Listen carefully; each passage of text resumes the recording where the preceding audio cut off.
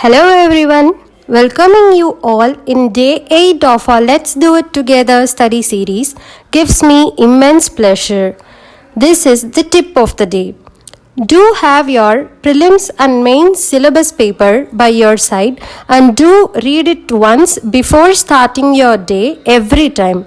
This tells you every day what you should study for the exams and which topics you should give more emphasis on. The screen now displays the tasks to be done today. Today, we'll start with the Geography NCERTs, in which we'll try to complete Class 11th Fundamentals of Physical Geography book by today itself. In CSAT, work out previous year questions of Clock chapter, and in map, learn the next set of countries in Africa so that we'll finish the African countries by tomorrow. Do remember your optionals as well, along with the current affairs part.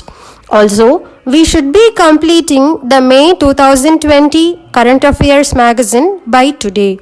Now, we'll move on to the lifeline of our video, the motivation for today. A philosophy professor once stood up before his class with a large empty jar.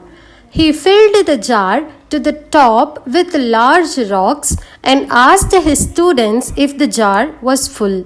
His students all agreed the jar was full. He then added small pebbles to the jar and gave the jar a bit of shake so that the pebbles could disperse themselves among the larger rocks. Then he asked again, "Is the jar full now?" The students agreed that the jar was still full. The professor then poured sand into the jar to fill up all the remaining empty space. The students then agreed again that the jar was full. In this story, the jar represents your life and the rocks, pebbles and sand are the things that fill up your life.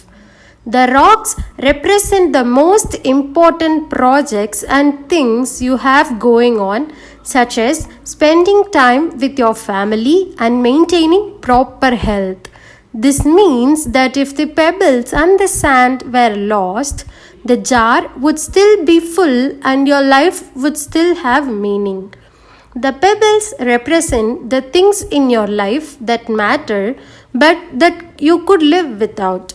The pebbles are certainly things that give your life meaning, such as your job, house, hobbies, and friendships, but they are not critical for you to have a meaningful life.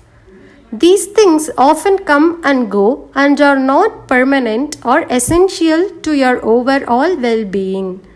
Finally, the sand represents the remaining filler things in your life and material possessions. This could be small things such as watching television, browsing through your favorite social media site, or running errands. These things don't mean much to your life as a whole and are likely only done to waste time or get small tasks accomplished. The metaphor here is that if you start with putting sand into the jar, you will not have room for rocks or pebbles. This holds true with the things you let into your life. If you spend all of your time on the small and insignificant things, you will run out of room for the things that are actually important. In order to have a more effective and efficient life, pay attention to the rocks because they are critical to your long-term well-being. With this, I'll wrap up the session for today. Do watch my previous videos by clicking the link in the description box. Thank you for watching. Stay safe and spread positivity. This is IAS 3D. Dream, determine, dedicate. Have a great day.